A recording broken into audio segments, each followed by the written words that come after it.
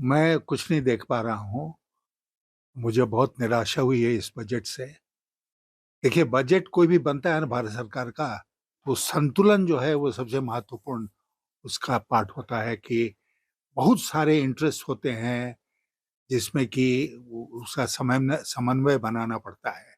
मतलब मैं अगर कहूँ कि डेमो टार्ट से लेके दलाल स्ट्रीट, जो मुंबई का मार्केट है, स्टॉक मार्केट, उस सब का समन्वय करना पड़ता है। तो उस समन्वय का सर्वथा अभाव है। मुझे बहुत निराशा हुई कि मैं यहाँ बैठा हूँ पहली बार अपने करियर में, मैं अपने क्षेत्र में बैठा हूँ बजट के दिन, और यहाँ से मैं देख रहा हूँ कि कृषि के लिए क्या किया गया इस बजट में।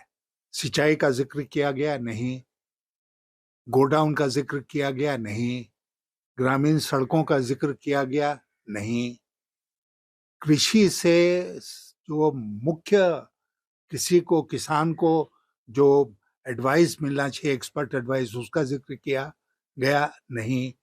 तो इसलिए पूरी तरह से कृषि में केवल उसको थोड़ा बहुत इधर उधर मेंशन किया गया है, लेकिन जो मुख्य बातें होती हैं उसका कोई जिक्र नहीं किया गया है। उससे मुझे घोर निराशा हुई है।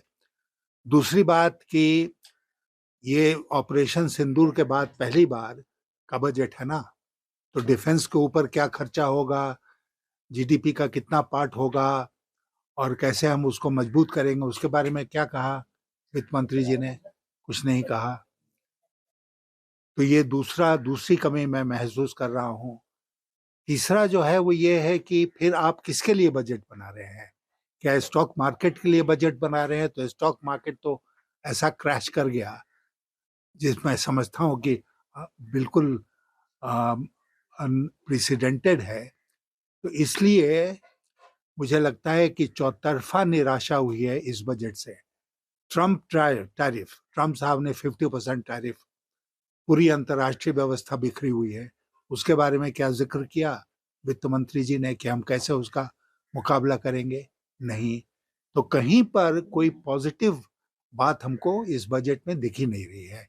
अब बहुत अफसोस के साथ मैं इस बात को कह रहा हूँ पूर्व वित्त मंत्री के रूप में, कि चाहे विदेशी सेक्टर हो, चाहे अपने देश का कृषि का सेक्टर हो, चाहे स्टॉक मार्केट का सेक्टर हो, कहीं पर भी कोई पॉजिटिविटी हमको नजर नहीं आ तो आखिरकार इस बजट से सबसे अधिक लाभ किनको मिल रहा है सर इस बार का बजट में? रही। मुझे नहीं लगता है कि किसी को बहुत लाभ मिल रहा है। जिक्र बहुत थोड़ा थोड़ा इधर उधर कुछ कुछ किया है उन्होंने, लेकिन मैं नहीं देख रहा हूं कि एक वर्ग बहुत लाभान्वित हुआ। अब महंगाई की समस्या है, इस बजट से क्या महंगाई कम होगी? नहीं। बेरोजगारी की समस्या है, इससे क्या बेरोजगारी घटेगी? नहीं। तो जो मुख्य समस्याएं हैं उस पर वित्त मंत्री का ध्यान नहीं गया।